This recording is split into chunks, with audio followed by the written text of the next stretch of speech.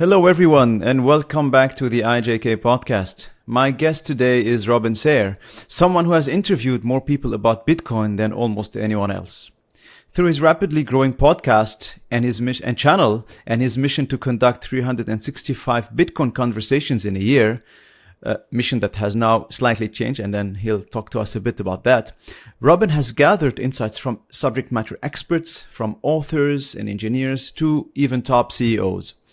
What makes his work stand out is that he looks beyond the technology and the price charts. He focuses on the human stories, the lessons, and the deeper meaning behind why Bitcoin matters. His curiosity and dedication to clear education have made him one of the most thoughtful voices in this space. Today, we will explore what Bitcoin really means through the lens of everything Robin has learned from hundreds of conversations. Robin, welcome to the IJK Podcast. Thank you so much for having me. This was a lovely introduction. That's really, really cool. Thank you. Great to have you, Robin. You're welcome. For listeners who may be new to your work, how would you introduce yourself and the mission behind what you do in the Bitcoin space?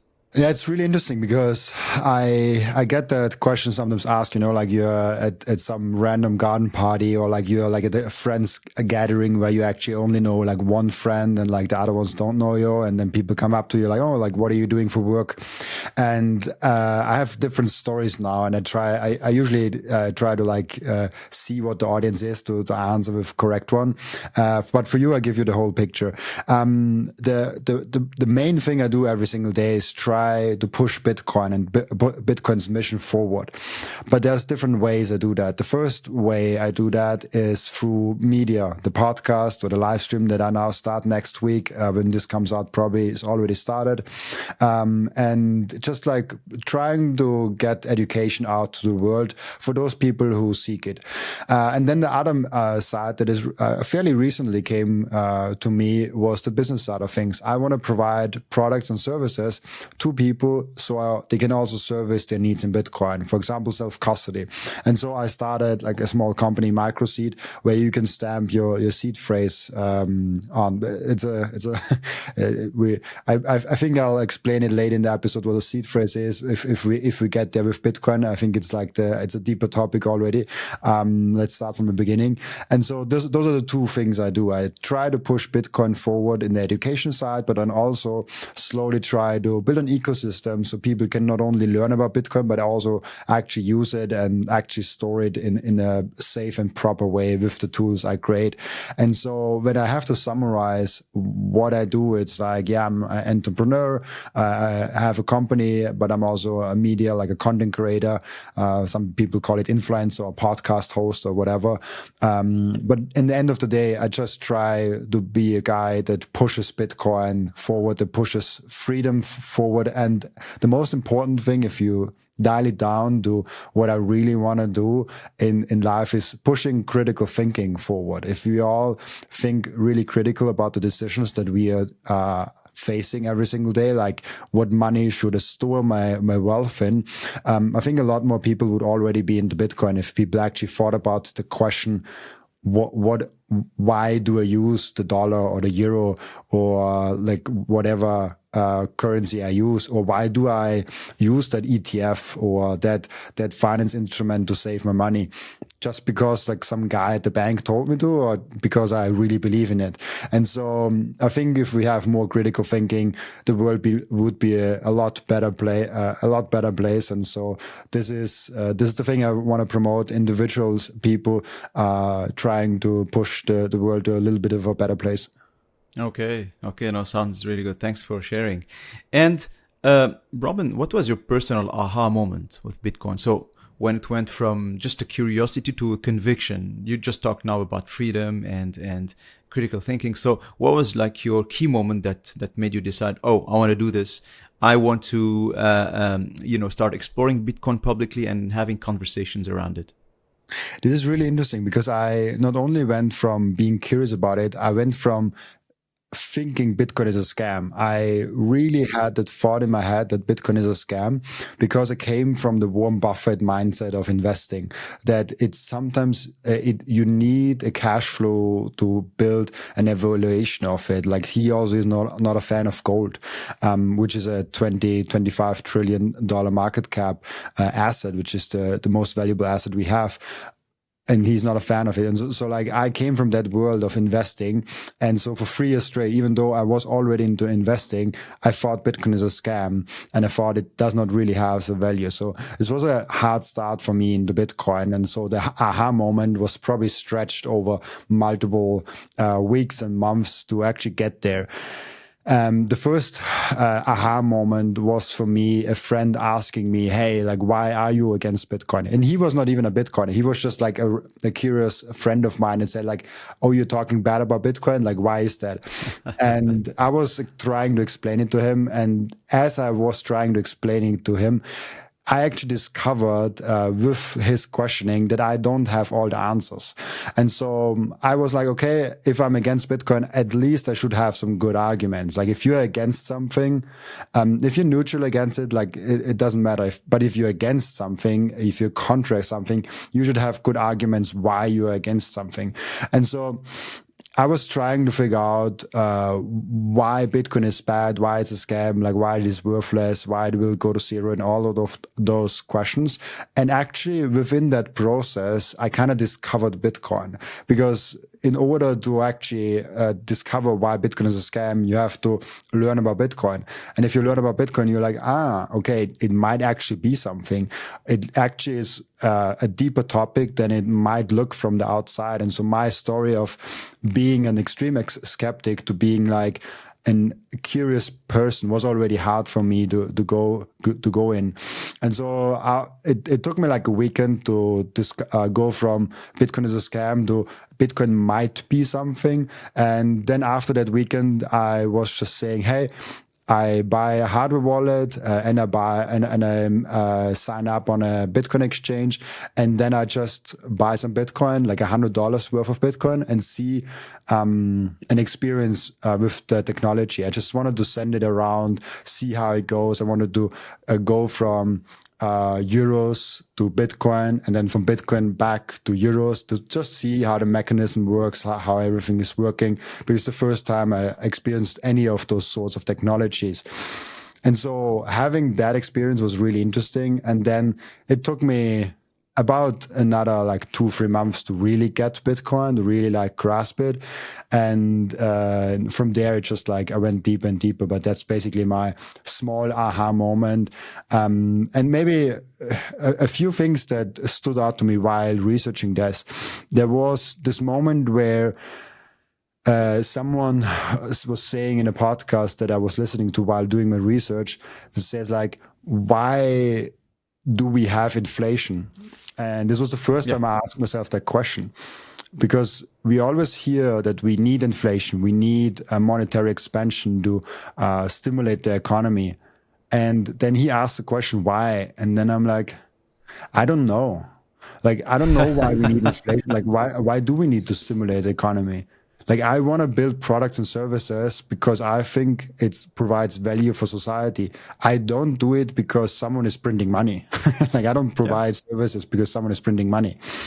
And so I asked myself the question more and more, like, what is money, and what actually are we using? And so I tried to, and then also I was investing already. So like most of my money was already in an investing portfolio in stocks and all ETFs and funds and stuff like that. And then I was like, why do I have to do that? Maybe I want to be a doctor and a lawyer, and I work like 80 hours a week. I don't have time to also research about stocks on the side.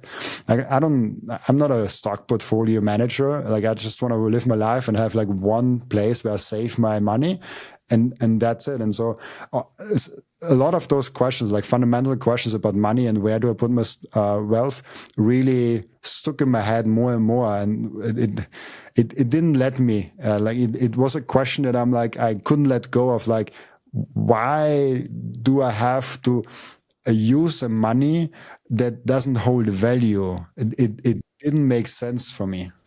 I see. I see. You mentioned earlier Warren Buffett. Warren Buffett is known to be a value investor and a traditional investor, but I mean, of course, he's like a pioneer and like a role model for any single investor on this planet.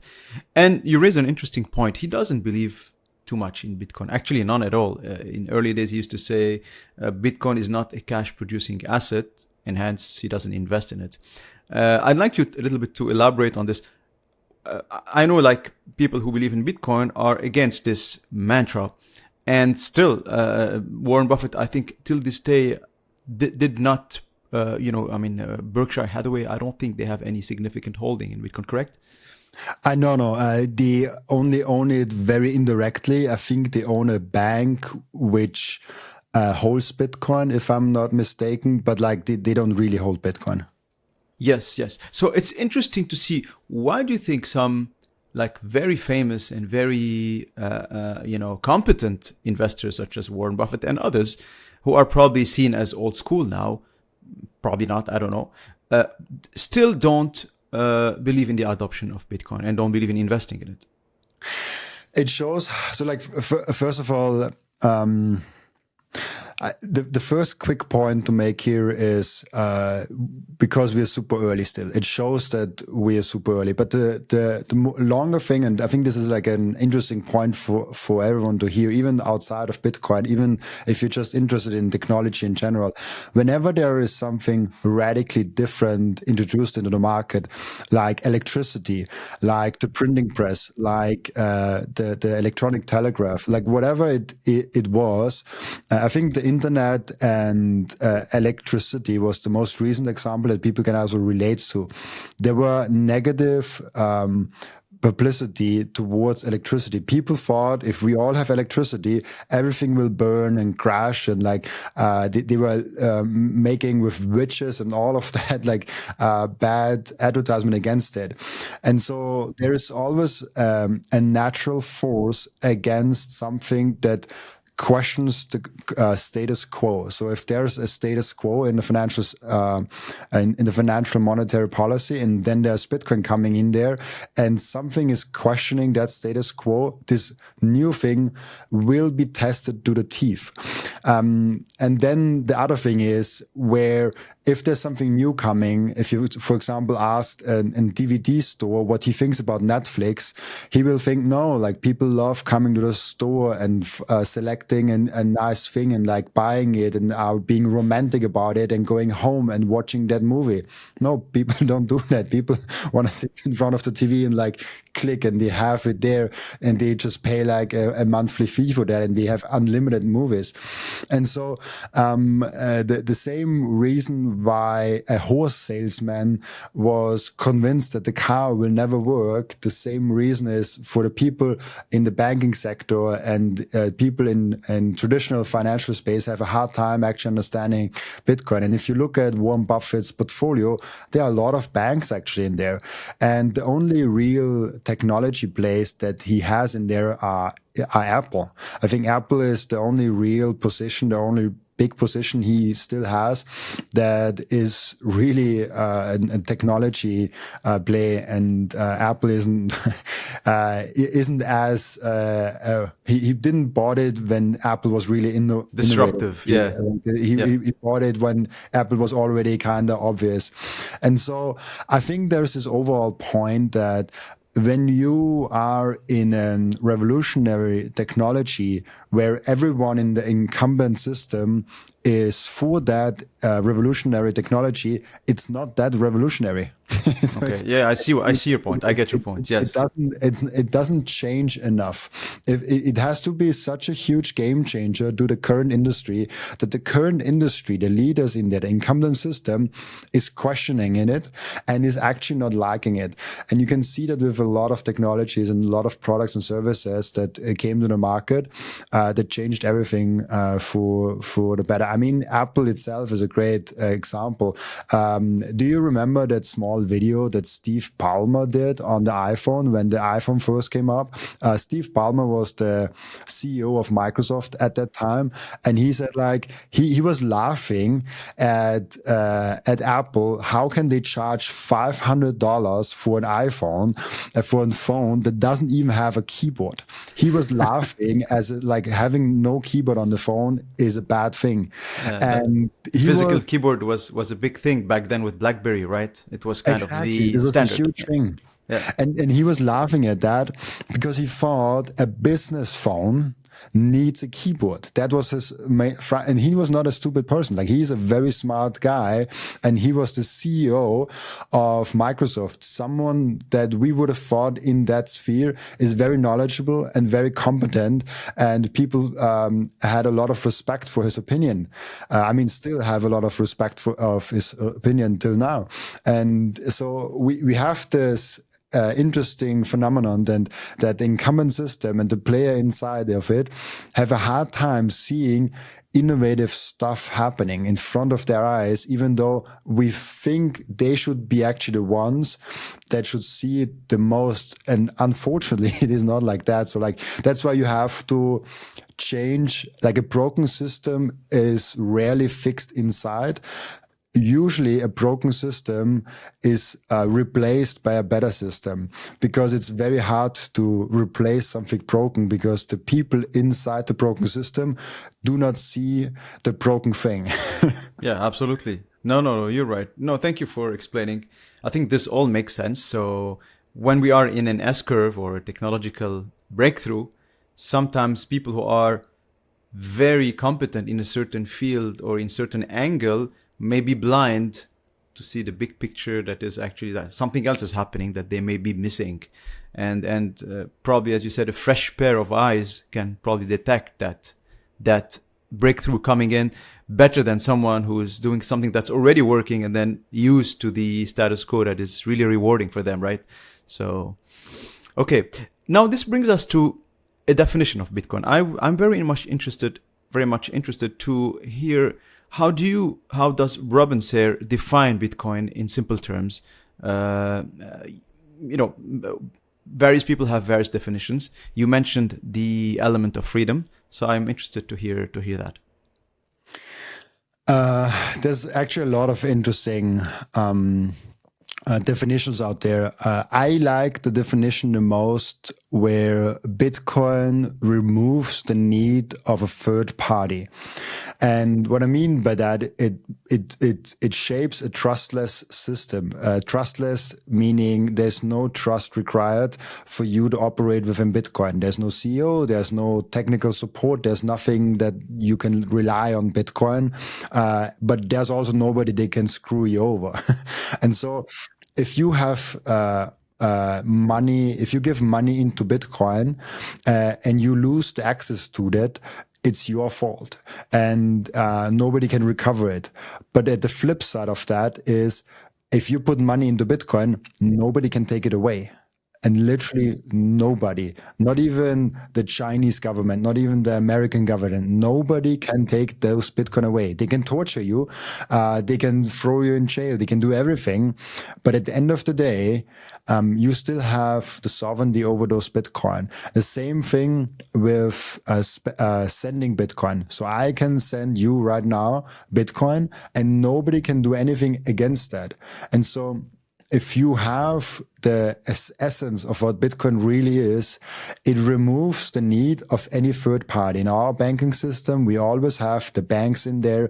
We have, we actually don't have like one party in there. We probably have like 17 parties involved in like one transaction. If you buy yourself like a coffee somewhere with like a credit card or Apple Pay, there are probably like 15 different parties that communicate till it's actually like a full transaction after a week. And so the full transaction only happens after 1 week, 2 weeks, not in that instant. In that instant, it's just like a database entry.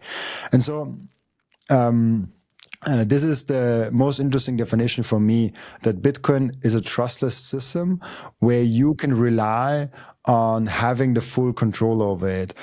And so what Bitcoin actually is a trustless money. It's a money that doesn't need any third party. It's peer-to-peer money. That's the best definition I personally come up with.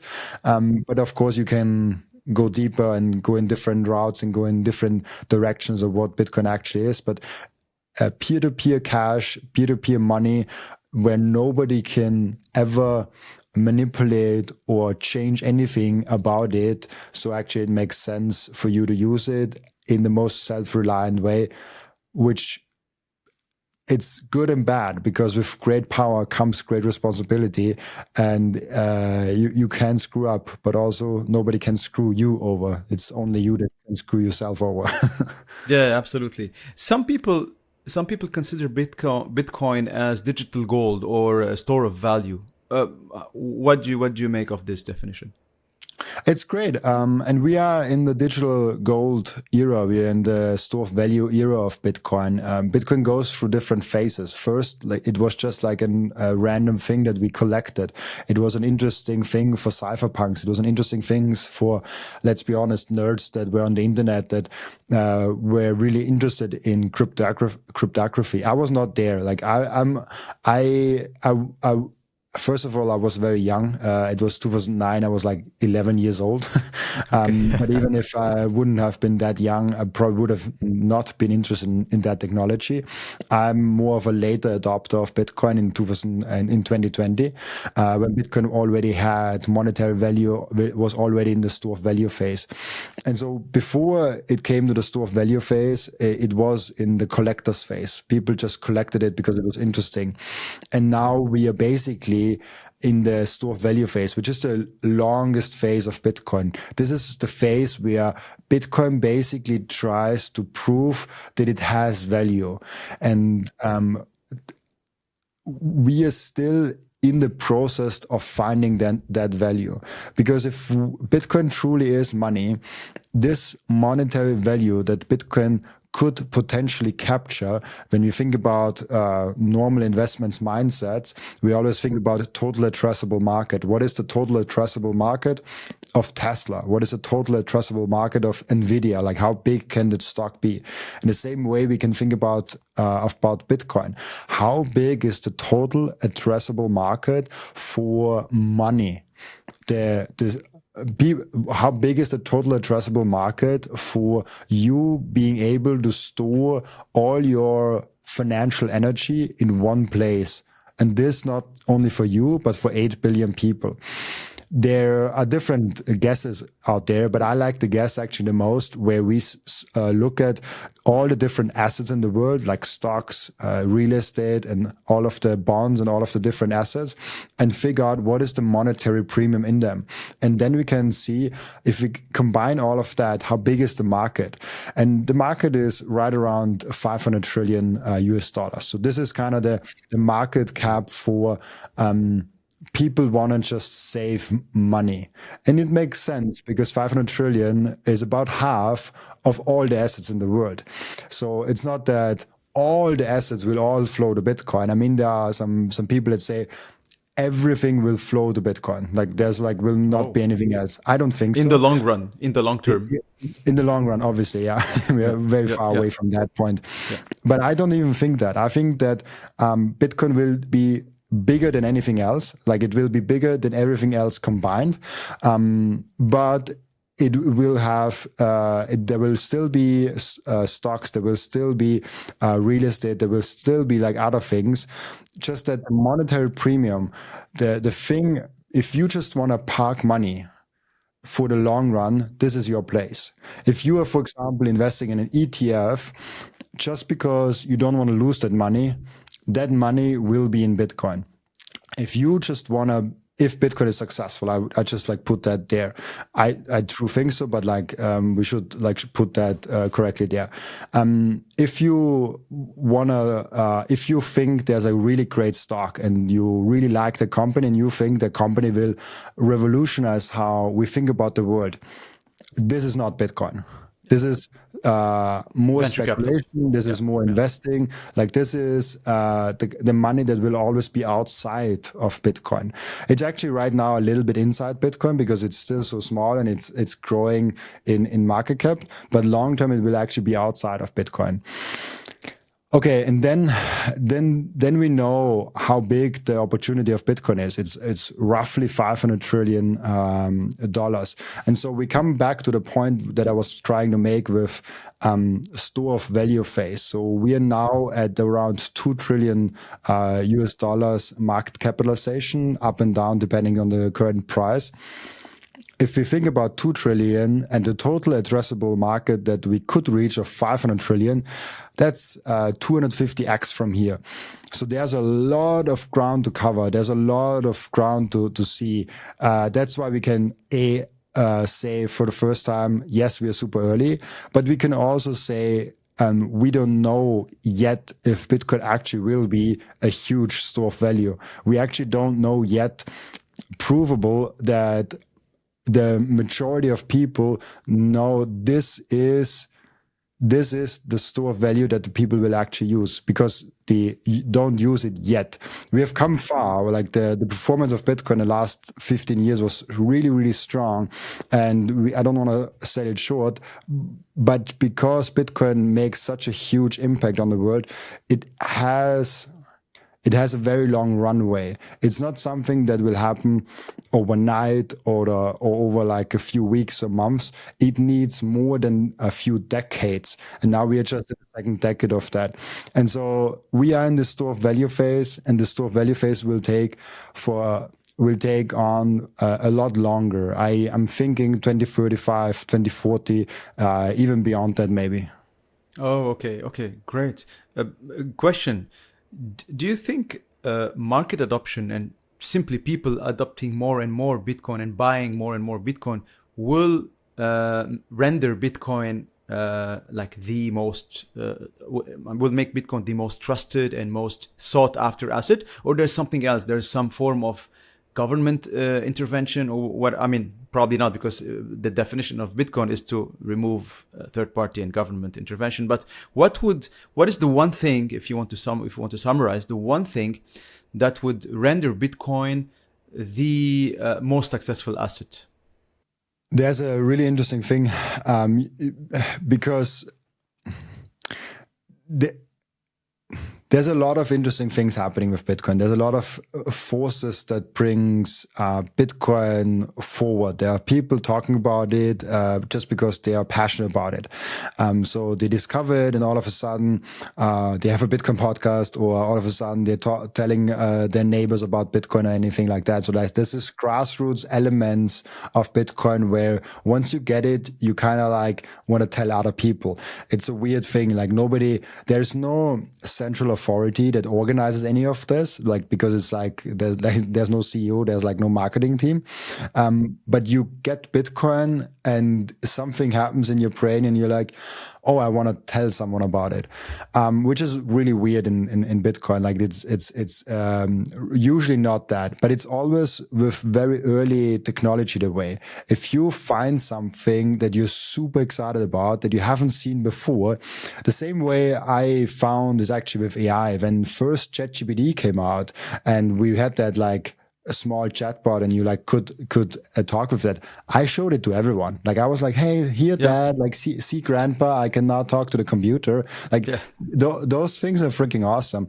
And so when you have a force like that, like Bitcoin, or even a product like ChatGPT and like AI as a technology, you naturally have a lot of people that find it so interesting that they just naturally go to the neighbors, to the friends, to the family and talk about that.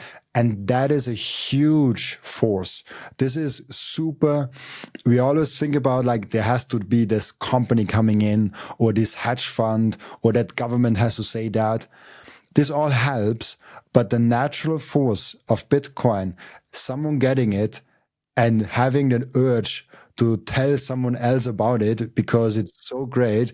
This is the best thing. Like this is the strongest force that Bitcoin can ever have. And now it's just a question of time till we get to more people and more adoption.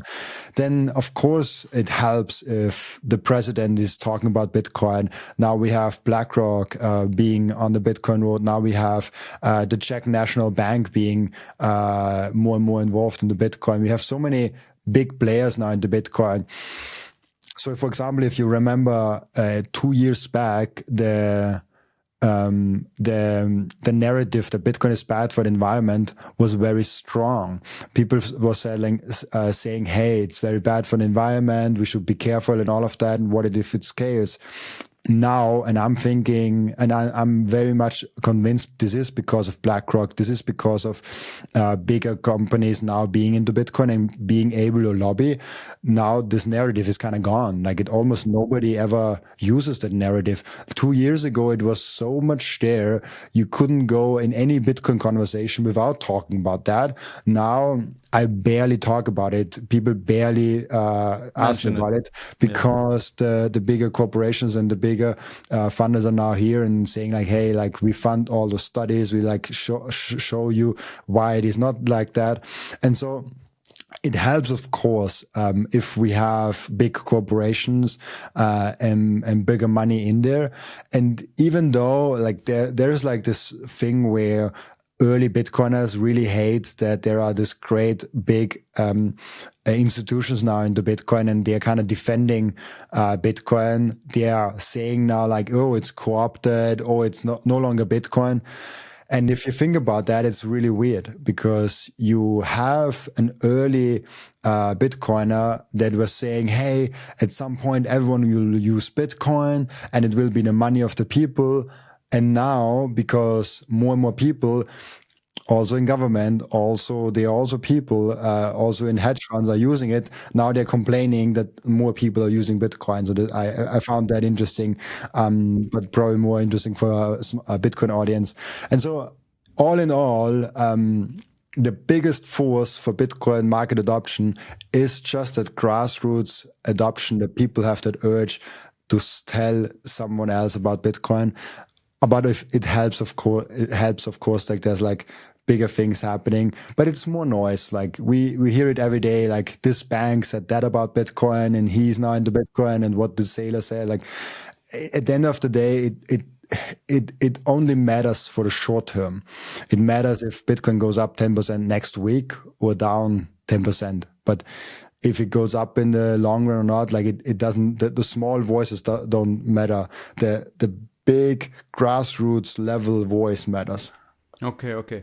Yeah, so you believe in the power of the grassroots movement. And you mentioned earlier, like we are still very early in the cycle or like in the adoption curve of Bitcoin. Can you like maybe clarify, where do you think we are in the adoption cycle of Bitcoin? Are we still in the very early stages or in the middle of the road or? We are super early. There is, you have to think about, okay, how many people could be in Bitcoin and how many people are in Bitcoin. And then also like how many people actually understand some basics about Bitcoin. And so I would argue that if you think about the number of people that have any kind of association to Bitcoin, this is actually a kind of big number already. Because if you even hold the S&P 500, you already hold indirectly Bitcoin because companies in the S&P 500 have Bitcoin. Okay. So for example, Tesla has Bitcoin, Strategy might be included in the S&P 500, Coinbase, like there will be companies more in the S&P 500 that hold Bitcoin. And with that, you have like an indirect exposure. So if you account for everyone that has some kind of small exposure to Bitcoin, we are probably at like huge numbers of the world. But I don't look at that number as the real kind of adoption measurement for Bitcoin. I look at things like how many transactions are there, how many wallets above 0.1 Bitcoin are there, how many users do the biggest Bitcoin-only exchanges have. All of those metrics are more interesting. And then also you can always make the the test yourself. Think about going out on the street and asking on a busy street like 100 people randomly how many Bitcoins there are currently, what the difficulty adjustment of Bitcoin is, like, or what the current price of Bitcoin is. Like, ask just the current price of Bitcoin, and you will be surprised how weird of questions, how interesting of answers you get of saying like, oh yeah, I don't know, it probably is like at $1,000. Oh man, like haven't you seen the Bitcoin price in like 10 years? And so it's just, if you go out on the street and just ask 100 random people about what the price of Bitcoin is, and you get like 2 good answers to that question, and then those two people you ask, what is the difficulty adjustment of Bitcoin, and they don't have a good answer to that, you're like, oh wow, we are super early. And so and this is also because there's always like, is it a niche product or like a mass product? And niche products, there are a lot of niche products. For example, Nvidia could be is right now the biggest company in the world, and could be even bigger and huge in the future. And most people will never understand the business model, but they don't need to explain the business model to the world for it to be adopted. Bitcoin is different because it's a mass market product and protocol. And so people don't really need to understand what Bitcoin actually is and what difficulty adjustment is and how the proof of work mechanism works and all of that. They just need to understand how to use it and why to use it. And so asking people why to use Bitcoin and how to use it is probably even like a better thing. And so when you ask me like, where exactly are we? I think we are around like 1% maybe of adoption.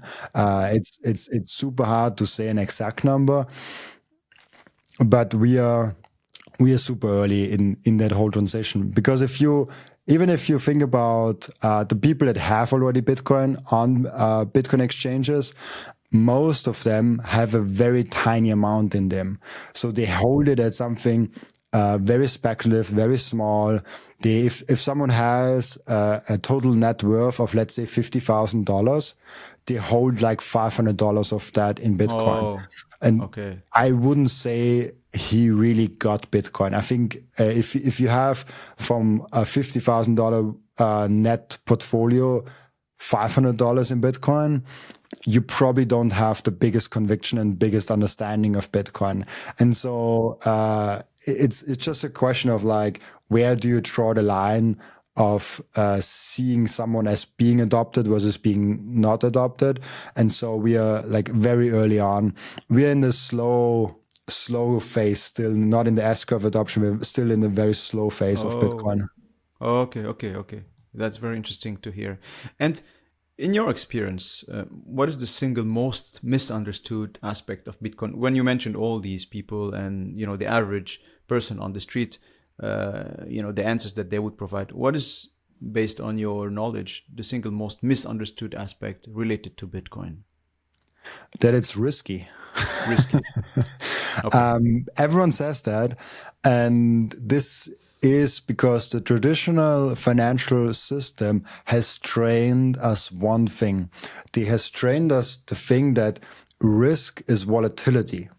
And this really freaks me out because risk in itself has nothing to do with volatility.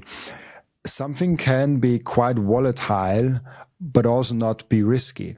Risk is something like, how big is the risk? Like if you look at a stock, I think for a stock, it looks super easy to explain.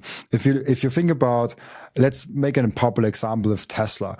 What are the risks of Tesla? One risk of Tesla is, for example, what happens if Elon Musk is no longer there?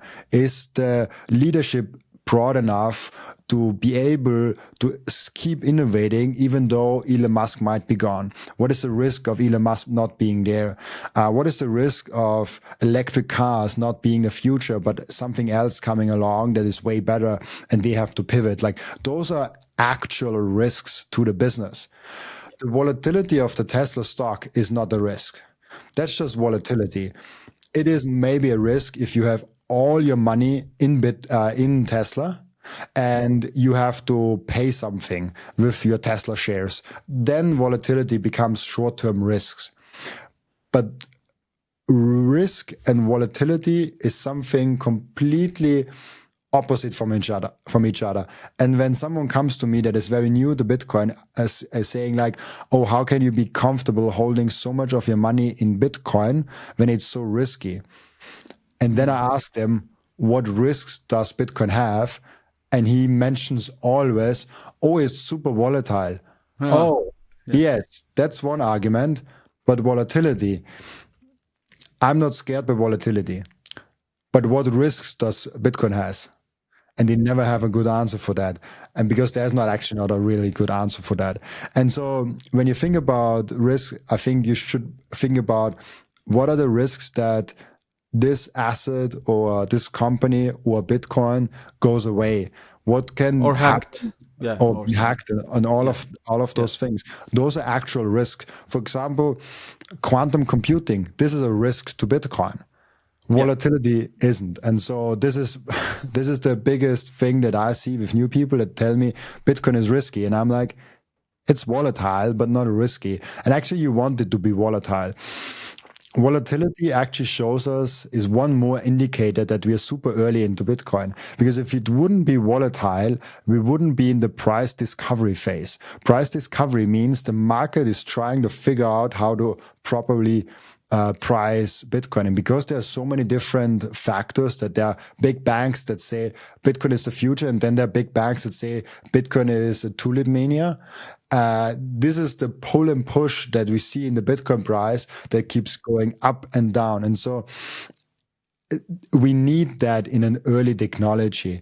And if you don't like the volatility now, just wait 10 years, buy it for 2 million per coin, and then you have no volatility in there.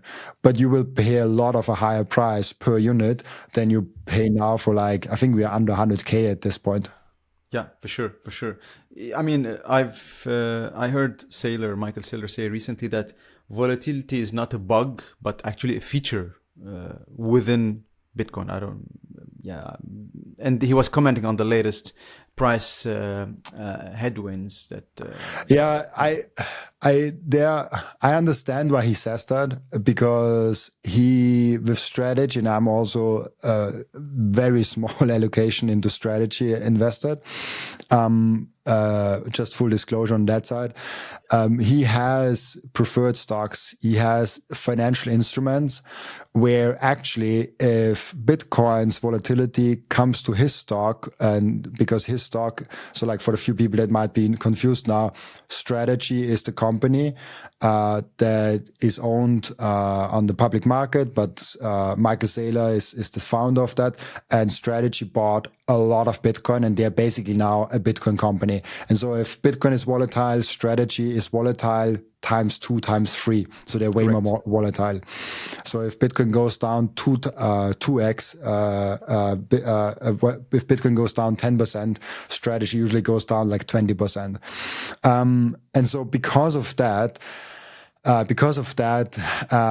Strategy is actually even more volatile. And he says now, this volatility is actually a feature, not a bug. And this is because he makes a lot of money with those swings. There's a product in the market that can capture the volatility and make money while going up and while going down with the preferred stocks offerings. I don't want to go too deep into that because first of all, I don't have a lot of knowledge in that. And second of all, I think it's more for traders anyways. But absolutely. I think the main learning should just be, from his perspective, 100% volatility is a feature, because his shareholders and his company makes a lot of money with that. And there's another thing where he might go and might argue in that direction, that volatility is a sign of life. Life in itself is volatile. Like if you think about yourself, like if you put a value on your life, this value will probably go up every single day, up and down, depending on what you're doing and how you're progressing. If you have a huge new like job thing going on, all of a sudden your value spikes up, or like your like it would be horrible to see that from every person. Like people would be super depressed, I think. So I'm thankful that we don't have that. But if you think about that, like you get 3 kids, like your value goes up, like you lose one, your value goes down. Like like if we have life itself would be actually very volatile. And so, yeah, I don't know. Volatility can be real and should be also considered like being just like vitality. Like I think he also is mentioning that volatility is vitality. But in an essence, I would say volatility in money is probably not a good idea. Because you want it to be stable, you want it to be predictable also in the short run. And so Bitcoin, to be money, to be a unit of account and a medium of exchange, it must be a lot more stable in purchasing power. But we're not there yet. I talked before about the phase of store of value, that we are now like at 2 trillion from like 500 trillion US dollars of market cap, that where Bitcoin can go. If we are closer to the 500 trillion, that's like 100 trillion or 200 trillion, we will be a lot more stable. Bitcoin, if Bitcoin goes down like 3% on one day, it will be massive news. Like it will be huge news. So even we can already see that happening to a certain extent. If we think about Bitcoin in 2011, 12, and 13, we went down sometimes 80%, 90% sometimes even.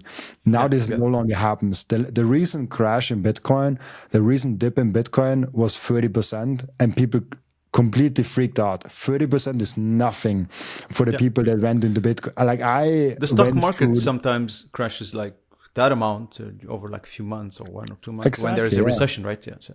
Like 100%. And so if you think about then Bitcoin as being money, as being used as like actual like medium of exchange long term, as buying a coffee, earning in Bitcoin, having a salary denominated in Bitcoin, having Satoshis, like the smaller unit of Bitcoin, in the supermarket, at that point, Bitcoin will no longer be volatile. But right now, it's the fun phase. It's for the early adopters. It's for the people that want to ride in technology and in innovation very early at the forefront. I love volatility. If Bitcoin gets too stable, I probably try something else. I probably still have Bitcoin as money and be like 50, 60% into Bitcoin.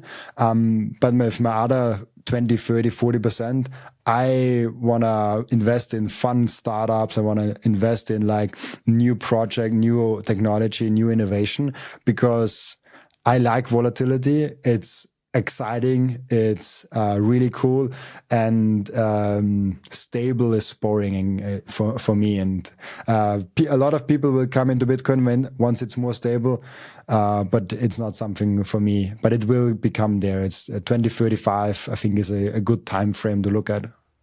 Okay. No. So based on what you're saying, volatility is expected. It's not something like, something that people should necessarily fear. It's something that is totally expected, totally natural. We are still in the very early stage. Any asset would have volatility at that stage. Yeah, and you have to, especially if you're new to Bitcoin and coming new into the space, have a 4, 5, 6 year time horizon for Bitcoin. So I mentioned 2035 intentionally because I think this is a good way to look at it. If you think about maybe you see this video and for the first time ever, someone explains Bitcoin to you and you're like, okay, I want to have some exposure. Before you buy, make sure that 2035, you put in the first time only money in that you're like, I don't need it till 2035. Like I can put this money away for the next 10 years and I will be fine. If it goes to zero, it goes to zero. Like just like when you are at the stage where you don't know a lot about Bitcoin and you only have a little bit of knowledge about Bitcoin, only put this amount of money in there and think about 2035. Then in the coming weeks and months, you will get more educated. You dive deeper into the topic, and then you can increase the allocation as your conviction and your knowledge also grows with that. And so this is, I think, a good way to think about Bitcoin allocation for newer people. And then I always like to do that. It's not investment advice at all. I just like to play that game when I see Bitcoin being down under my cost basis. So basically, I'm at a loss. This is the moment where I love to buy because I'm like, hey, I can buy cheaper as I bought it like 2 weeks ago. Like when I see red in my portfolio with like a stock that I bought, which I barely do anymore, I'm like getting super excited because like, hey, like I can buy it on a discount. So this is some small tidbits that I might consider for new people. Yeah, so a change of mindset here is very helpful, as you just demonstrate, like people changing their mindset regarding losses and let's call them rather volatility or declines. So yeah, if they change their mindset, then they should be fine. I would like Robin now to talk a little bit about your podcast and how it's going to evolve in the going forward. But let's first talk about what you've already done, which was really really great. So you've set out to interview 365 people about Bitcoin every single year. And that's very kind of unusual and ambitious. So I would like to understand first what inspired you to do that. And then we can maybe later on talk about what is your vision for this podcast going forward. We talked about it before where people have that urge inside them to tell people about Bitcoin. And I had a huge urge in me to tell everyone about Bitcoin and communicate that very strongly. And so I came into Bitcoin, the community in beginning of 2023, and I communicated everything I knew on Twitter, on X. This was great already, but it didn't fulfill me completely. And so I was like, I also want to talk to the people in Bitcoin. And so I started a Bitcoin podcast to like talk to the other Bitcoiners in the field. This is basically the small story. Like there's nothing more exciting actually to it. I just like wanted to talk with all the Bitcoiners on my podcast about it. Obviously, yes, I also hope that I someday can live from that and all of that, which I achieved quite quickly actually after that. But this was secondary. The main one was I wanna talk with Bitcoiners about Bitcoin. And then I came to the point where I got my first like offers from sponsors that said like, hey, we really like your podcast. We would love to be a part of that. And then I was like, hey, I can live from that. I can actually make that a full-time thing.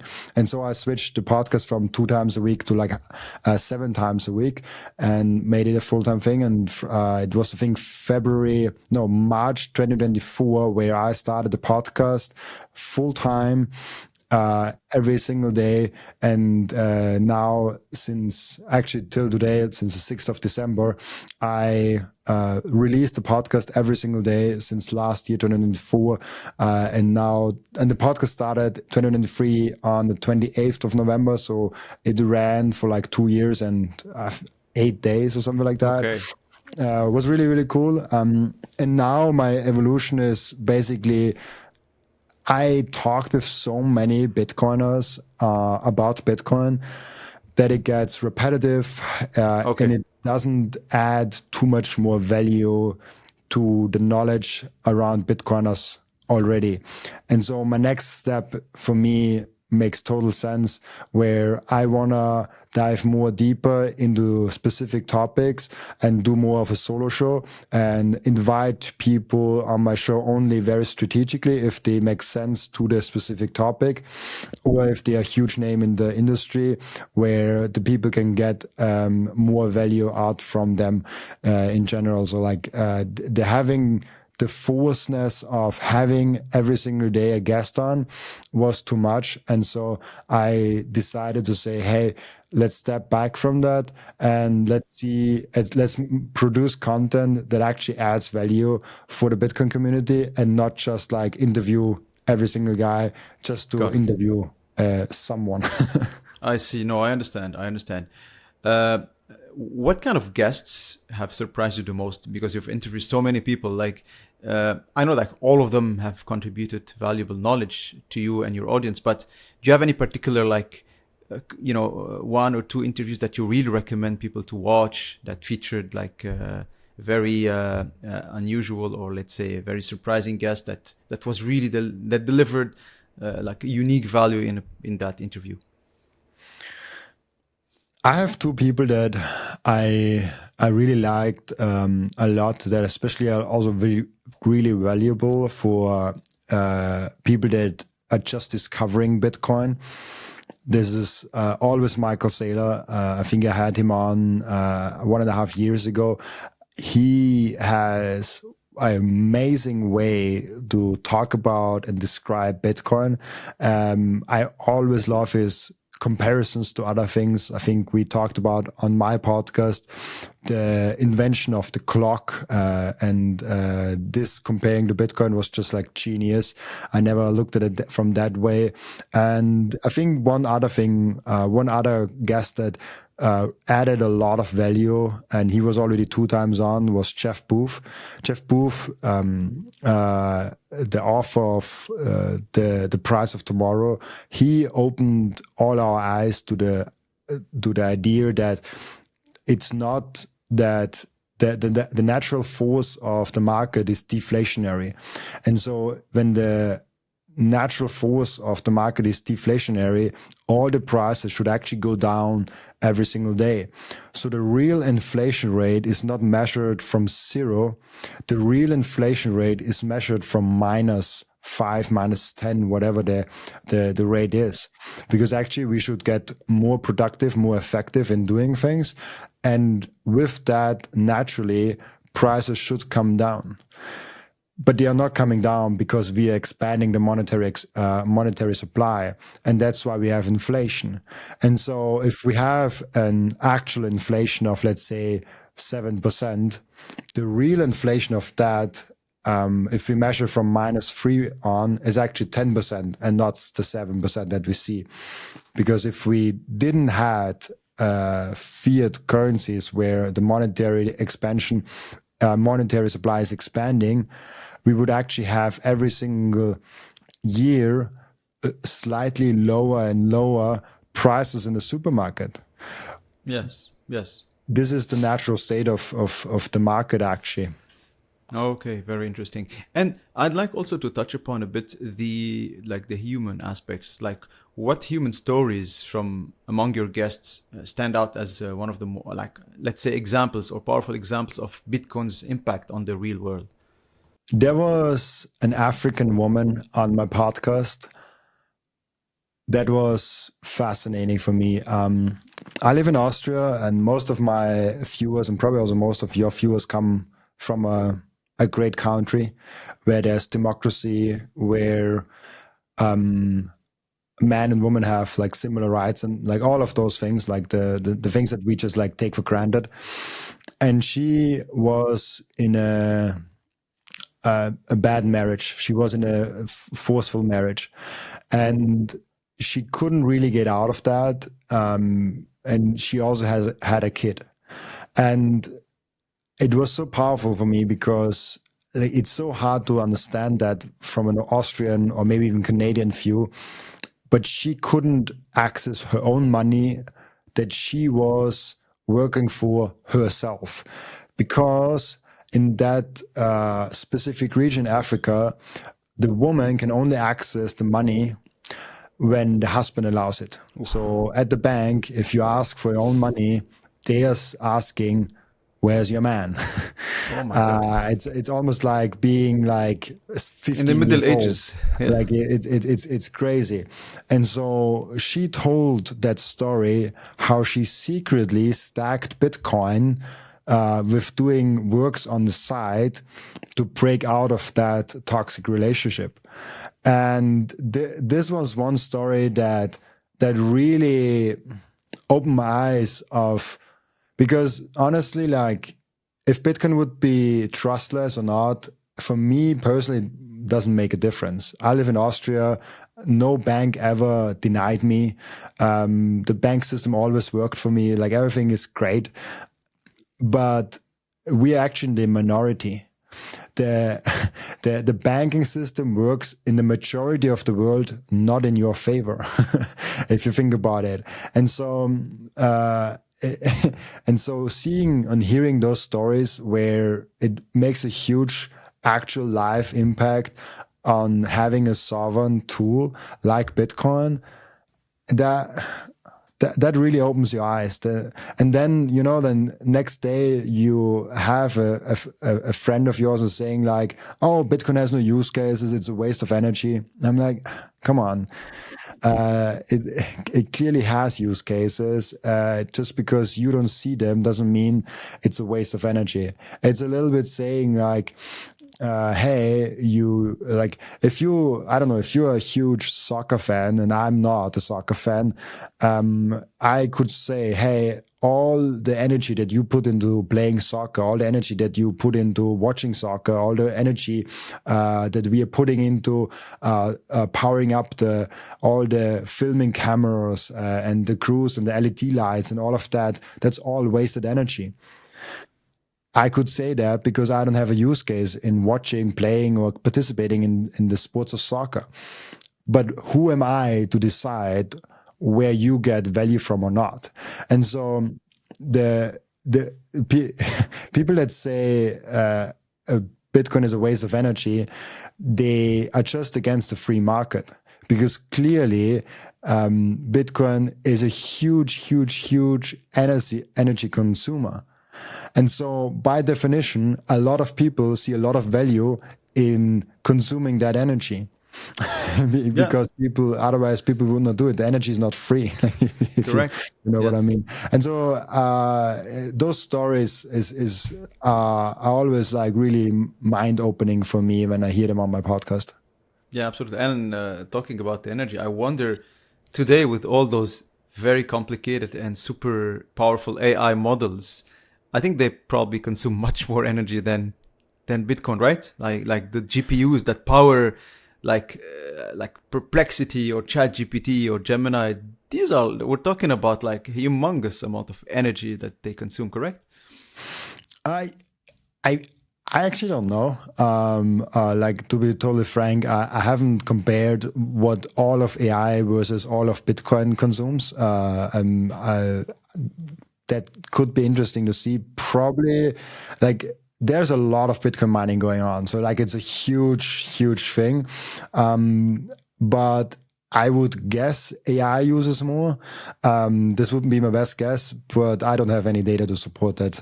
Yes, and yeah, it's totally understandable. I'm not even an expert in that, but I had a guest in the previous episode, and he was talking about how quickly the consumption of energy to power AI is growing, like, and it's becoming massive. And there's a similar backlash as well regarding, like, environmentalists usually don't like that, and they're also criticizing the growth of the AI industry because of the huge amount of energy consumption that it is consuming.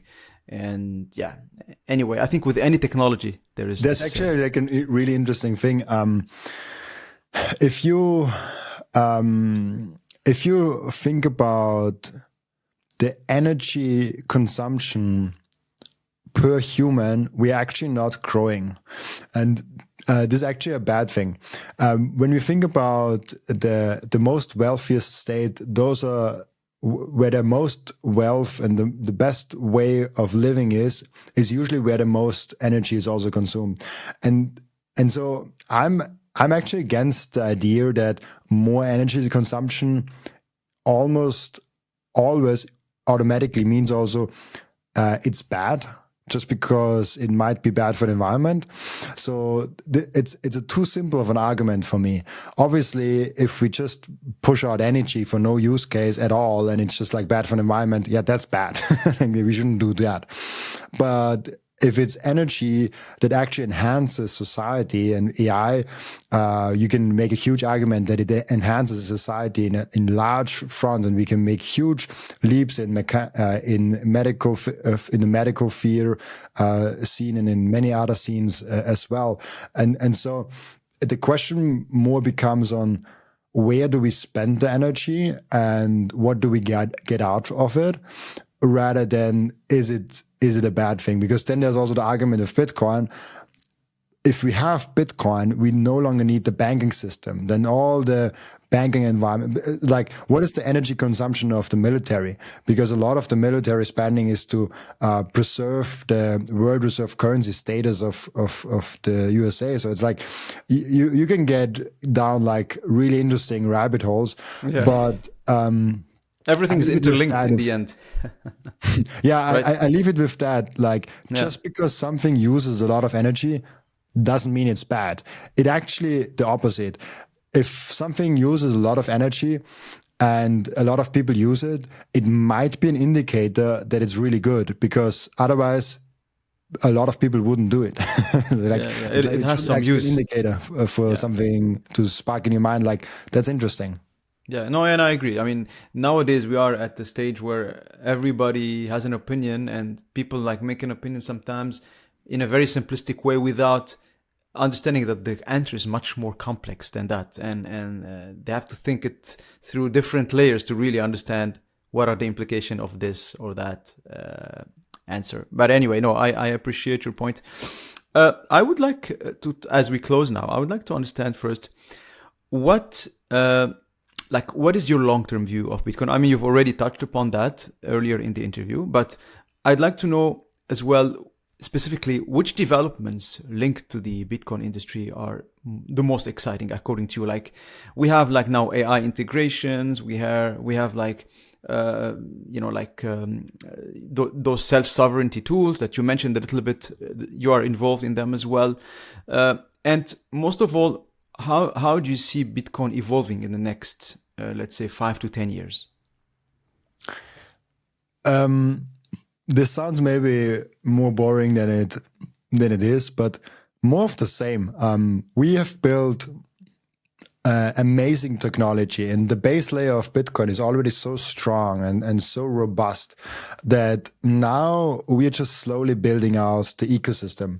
So now it's about integrating Bitcoin in every payment system. So you can use Apple Pay at every store, and actually it's not Apple Pay, it's just Bitcoin in the background. But for you, it's the same mechanism as Apple Pay. Like those things are getting rapidly built out. There are like many credit cards now where you can put Bitcoin in the back end, and on the front end, you just spend like your US dollar and like your Canadian dollars at Apple Pay and buy your things, that actually it gets down from your Bitcoin wallet and you can live on a Bitcoin standard. Like there's a lot of exciting things in that department. But if you think about just Bitcoin, it is working since 16 years. There is no head of that. There's no CTO or CEO or CMO or anything like that. And it just keeps on working. And every single year, it keeps on getting stronger. This is the most profound thing, and this will always be the most exciting thing in Bitcoin. This was the last 10 years the case, and what will be the next 10 years the case. And so everything that is exciting for Bitcoin is just around Bitcoin, actually. It's not really in Bitcoin. It's the things that we are now having strategy, like treasury companies in the sphere that we are scaling with Lightning and having Fediment and eCash and Cashew and all of those things on top of Bitcoin, that we have great tools and products and services that we can store the Bitcoin. So building out the ecosystem to make it so super simple that everyone can use Bitcoin in the most simple way possible. This is probably the most exciting thing, because right now, it's still a little bit clunky. The tools, the products are still not the best in the Bitcoin ecosystem. And so I want to build the products and services for the future that people are like, oh yeah, buy Bitcoin, send it, spend it. Like it should be super freaking easy to use it. And then we're at the point where it can really compete with the traditional financial space in a great way. But it's just like the ecosystem around Bitcoin more than actually Bitcoin. Okay, I understand that. So very big advancements in the ecosystem itself, and this is going to help a lot in the adoption and the dissemination of Bitcoin in the broader industry. Great, Robin. Where can listeners find your podcast? And maybe if you tell us a little bit about your future work and your future involvement in the Bitcoin sphere. You can find me everywhere with my name. I probably have in the title or like in the description somewhere my name in there, where you can just copy paste that in YouTube, Twitter, and anywhere where you want to listen to podcasts or have a live stream going or something like that. YouTube is my main platform, so if you're on YouTube, you're already in the right platform. You will find me there quite easily with just my name, and Twitter. So like Twitter and YouTube are my two main platforms. My future work, like I'm working on MicroSeed. So if you have Bitcoin, check out MicroSeed in case you want to store it nicely and make sure you keep your Bitcoin seed phrase, the keys to your Bitcoin basically, as safe as possible. And I will do a lot more of working in the actual Bitcoin industry, like building products and services. That's like my main focus now, doing the media, but also trying to build more and more products and services out for Bitcoiners by a Bitcoiner. And so I'm really looking forward to building in the space. And yeah, thank you so much for everyone that is watching and listening. This was really, really cool. Fantastic. No, thank you very much for joining. You're also going to be a guest in a Bitcoin conference, right? Maybe you can talk. Oh yes, I will be.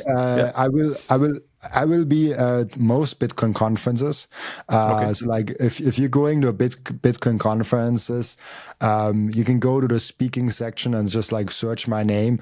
Yeah, I most likely will be there. At the big ones, I will be there. I was last year or like this year, I was in Las Vegas at the Bitcoin 2025. I was in Bitcoin Prague, where thousands of people went, and like I think 10 others. Like I was around like every single month at one conference in October, and some other months even like twice a month. And so if you want to meet me in person, like just like go to a Bitcoin conference.